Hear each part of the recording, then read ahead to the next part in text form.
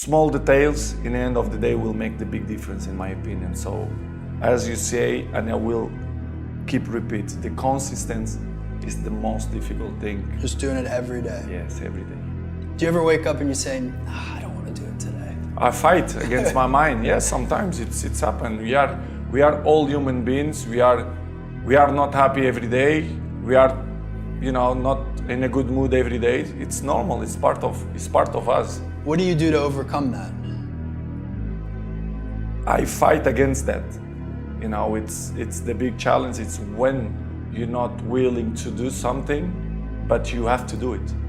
This is the main point. This is why I say our mind, it's a box of surprises, and you have to challenge yourself to be consistent. I repeat, sometimes it's hard. It's what many people say, you like to go to the gym every day? Of course no. It's not true. Nobody likes to go to the gym every day. But you have to do it. Probably yes, because your mental strength is coming from that moments, that in a hard moments, you should do it. So, and I do it because after that, maybe in the beginning you feel hard to start, but after when you finish the gym or cold plunge or even the training, you will feel better. What would you say to a young person today who felt that they were predetermined to be a certain way? You've already quit. If you've accepted that where you are is where you're going to be, you've already lost. And there's no power in that. There's no power in that. That's like staying right here. You're not popping the clutch. You're not going forward. You've made a choice to just stay here. And that's your responsibility. And I'm not saying it's going to be easy. I'm not saying there are not challenges, problems, obstacles, issues, fears. But when you quit right here, you're right. This is where you're going to be. You never quit. Quitting is not an option. I'm going to show you the one secret that separates winners from losers more than anything else. If this $50 bill were available, who would want it?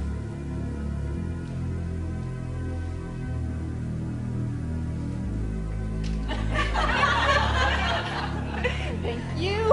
All right, now don't go away yet. Come back. Tell us your name. Debbie. What did Debbie do that no one else in the audience did? She got up and she took action. See, too many times we sit around and we wait and we hope and we dream and we affirm and we pray and we meditate and we do all that. And all that's important. It's part of the process. But at a certain point, the opportunity shows up. And if you don't act, you get to sit and not have $50, okay? Focus on you until the focus is on you, bro. I know that, we want the focus to be on us today. But if we put the focus on ourselves, like me, putting the focus on me, giving myself everything I need to be successful, giving myself everything I need to be competitive, giving myself everything I need to be the catch, to be the prize, that's what I'm gonna do. When you focus on doing that, fellas, and you don't pay no mind to nothing else outside of your control, you don't pay attention to them paying attention to you. When you stop doing that, I promise you, that's when the focus and the attention is gonna be paid on you, bro. I promise you. Has there been anything along your journey that you've kind of regretted? And then how do you deal with regret? I mean, individual choices and mistakes, yeah, but ultimately you learn from those. So no, because even the regrets, the bad things or the stupid things, you learn not to do bad things or stupid things. All those things are beneficial in some way if you can get through them. If you did something that resulted in someone's death or something horrible like that, yeah, it'd be a terrible regret. But I've been very fortunate that hasn't happened. But the dumb shit that I've done or the bad mistakes that I've made, they've taught me. You learn. That's why failure is so important. Failing and fucking up and making mistakes, it's very important. That's how you learn. That's the bad feeling that you get from something that you shouldn't have done or wish you didn't do or wish you did better. Especially failing at something where you half-assed it and you just feel like a fucking loser. That just teaches you. It teaches you to get your shit together.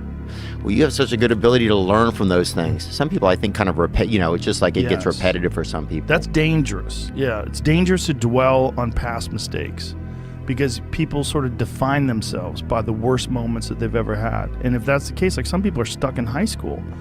You know, they're stuck in failures that they had like when they were first getting jobs, and they always think that they're a loser, and they don't like the feeling of failure, so they keep low expectations so that they never have to feel that. You got to get through it. You got to get through bad feelings. You got to get through failure.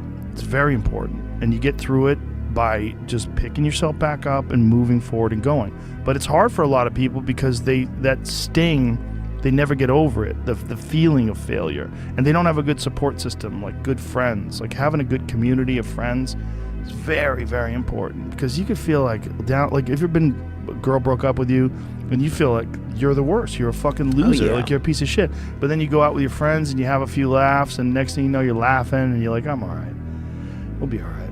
Look at you today, man. Yeah. And I just think that's really critical, right? And it's like, because everybody has dreams, and as much as you want to be able to listen a little bit, because somebody's going to give you a gem, but nobody knows but you. You can't get advice on what you should do with your life, right? Nobody knows what you are. Like even sometimes you don't really even know what you are. You got to take your shot. And it's like, as much as you want people to agree and you want the people around you to be supporting your dreams and all, it's not going to be like that all the time. You got to do it alone. And people will help you, and when you get the ball rolling, people will jump on. But if you don't believe, nobody else is going to believe. People come along because your belief is so insane. Do you believe that every person has the ability to choose the right path, the spiritually enlightened path? Absolutely. Absolutely. It's not easy. It can be tremendously difficult. It's easier to quit. It's easier to succumb. It's easier to give in. But to go forward, that's tremendously difficult. You have to be bold to do that, to say, no, this is not where I'm going to be. I often think of another person. This woman and I are the same exact age, same zodiac sign, went to the same elementary school, and lived a half a block away from each other in my hometown, Milwaukee, Wisconsin. There was nothing in our environment that said I was going to go on to become Chris Gardner and she was going to go on to become Oprah Winfrey. There was nothing there. We chose. And there are a lot of people in this world who have also chosen. That's one of the things I've learned, this part of the journey in life. So many of us have chosen. And one of the most important things that we have chosen is to break these various cycles. Cycles like links in a chain. We've chosen to break these cycles. We've chosen that, you know what?